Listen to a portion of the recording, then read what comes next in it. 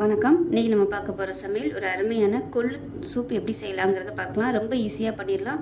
குயிக்காக குக்கர்லேயே இந்த சூப்பு செஞ்சிடலாம். ஒரு தடவை இந்த பொடியை மட்டும் செஞ்சு அரைச்சி வச்சுக்கிட்டிங்கன்னா டக்குன்னு ஈஸியாக பண்ணிடலாம். ஒரு 10 நிமிஷம் தான் ஆகும். நல்ல வாசனையாக இருக்கும். விசில் வரும்போதே நல்ல வாசனையாக இருக்கும். இந்த மெத்தட் உடம்பு குறைக்கணும்னு நினைக்கிறவங்களுக்கு ரொம்ப ஈஸியாக இருக்கும். சுகர் கண்ட்ரோல் பண்ணணும்னு நினைக்கிறவங்க தாராளமாக இந்த சூப் எடுத்துகிட்டு வரலாம். ஒரு 11 மணியை போல் எடுத்துகிட்டு வரலாம். இல்லை காலையிலையும் நீங்கள் இந்த சூப்பு வெறும் வயிற்றுலையும் குடிச்சிட்டு வரலாம். நல்லாயிருக்கும், டேஸ்ட்டாகவும் இருக்கும். சளி இருக்கும்போது இந்த சூப் வச்சு சாப்பிட்டிங்கன்னா உங்களுக்கு சளி ஃபுல்லாக போயிடும். உடம்பு நல்லா ஸ்ட்ரென்த்தாக இருக்கும். உடம்பு வலி, கை கால் வலிலாம் இருக்கும்போது இந்த மாதிரி சூப் வச்சு குடிச்சிங்கன்னா சூப்பராக இருக்கும். டேஸ்ட்டு நல்லாயிருக்கும். ஸோ வாங்க இந்த அருமையான கொள்ளு சூப் எப்படி செய்யலாங்கிறத பார்க்கலாம். இப்போ ஒரு பேன் எடுத்துக்கலாம். பேன் சூடானதும் 1 டம்ளர் அளவுக்கு கொள்ளு எடுத்திருக்கேன். நான் ஒரு டம்ளர் கணக்கில் மெஷரிங் சொல்கிறேன். ஏன்னா எல்லாருக்கும் ஈஸியாக இருக்குங்கிறதுக்காக நான் டம்ளரில் சொல்கிறேன். ஏதாவது ஒரு கப் மெஷரிங் பண்ணி எடுத்துக்கோங்க. நான் இந்த டம்ளரில் கொள்ளு எடுத்திருக்கேன். இப்போ இது நல்லா பொரிஞ்சு வரணும். அந்த அளவுக்கு நல்லா வறுத்துக்கலாம். நல்லா படபடன்னு வெடிக்க ஆரம்பிக்கும். அந்த அளவுக்கு வறுத்துக்கணும். இப்போ பாருங்கள், கொள்ளு நல்லா வறுபட்டுருச்சு. பாருங்கள், வெடிக்குது. அதே சமயம் நல்ல ஒரு ஃப்ளேவர் வருது. இது வேறு பிளேட்டுக்கு மாற்றிக்கலாம்.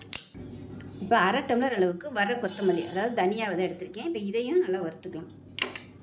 இதுவும் உடம்பு குறைக்கிறதுக்கு நல்லா ஹெல்ப் பண்ணும்.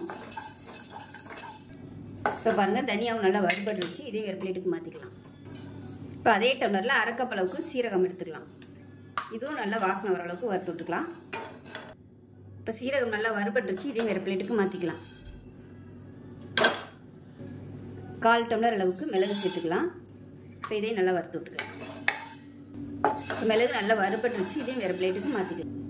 இப்போ இதில் வெந்தயம் சேர்த்துக்கலாம். இந்த அளவுக்கு சேர்த்திங்கன்னா போதும். ஒரு 1/4 டீஸ்பூனுக்கும் கம்மியாகவே வெந்தயம் சேர்த்துக்கலாம். இது ஃப்ளேவருக்காக தான். ஏன்னா நம்ம சூப்போ ரசமோ வைக்கும்போது நல்ல ஃப்ளேவராக இருக்கும். ரொம்ப சேர்த்திங்கன்னா கசப்பாயிடும். இப்போ இதுவும் நல்லா வறுபட்டுருச்சு. சிவக்க ஆரம்பிச்சிருச்சு. வேறு பிளேட்டுக்கு மாற்றிக்கலாம்.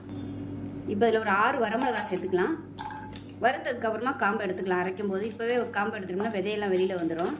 இப்போ இதையும் நல்லா வறுத்துக்கலாம். இப்போ இதில் ஒரு கைப்பிடி அளவுக்கு கருவேப்பிலை சேர்த்துக்கலாம். சேர்த்துட்டு ஒரு சொட்டு எண்ணெய் விட்டுக்கலாம்.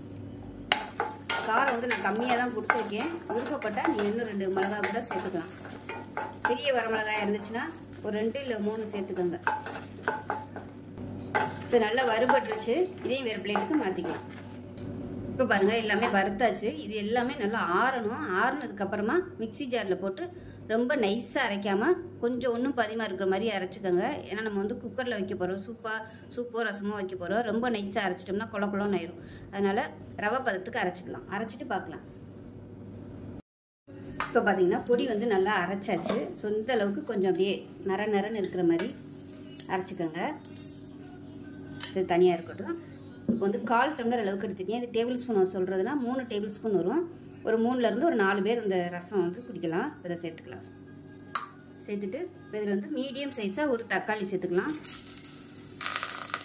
இது கூடவே ஒரு 5 சின்ன வெங்காயம் தட்டிட்டு வச்சுருக்கேன். அதையும் சேர்த்துக்கலாம். இது கூடவே ஒரு 3 பல் பூண்டு தட்டி வச்சுருக்கேன். அதையும் சேர்த்துக்கலாம். கொஞ்சமாக கொத்தமல்லியில் சேர்த்துக்கலாம். இப்போ எந்த டம்ளரில் எடுத்தோமோ அதே டம்ளரில் ஒரு 3 டம்ளர் அளவுக்கு தண்ணி சேர்த்துக்கலாம்.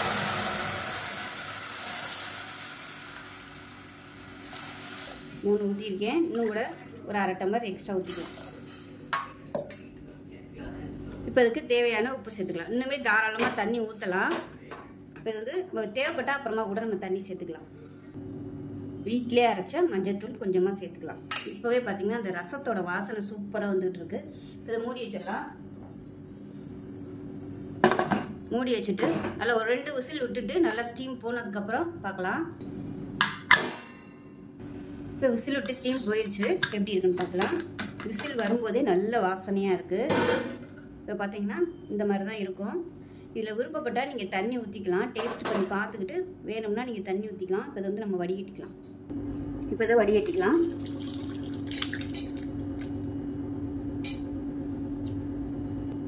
இப்போ நமக்கு அருமையான கொள்ளு சூப் ரெடி ஆயிடுச்சு. ரசமும் வச்சுக்கலாம், சூப்புன்னு வச்சுக்கலாம். இது நீங்கள் தாளிக்கணும்னு நினச்சிங்கன்னா நமக்கு ரசத்துக்கு தாளிக்கிற மாதிரி எப்பயும் கடுகு, உளுந்து, பெருங்காயம் போட்டு தாளிக்கிற மாதிரி தாளித்தா நீங்கள் ரசமாகவும் யூஸ் பண்ணிக்கலாம். இல்லை டயட்டில் இருக்கேன், எனக்கு எண்ணெயெல்லாம் வேணாம் அப்படின்னு நினச்சிங்கன்னா இப்படியே சாப்பிட்லாம். டேஸ்ட்டாகவும் இருக்கும். டக்குன்னு பண்ணிடலாம். அந்த பொடி மட்டும் நீங்கள் ஒரு நாள் அரைச்சி வச்சுக்கிட்டிங்கன்னா இது உங்களுக்கு 1 வாரத்துக்கு மேலே தாராளமாக வரும். இது ஒரு 3 கப்பு கரெக்டாக வரும்.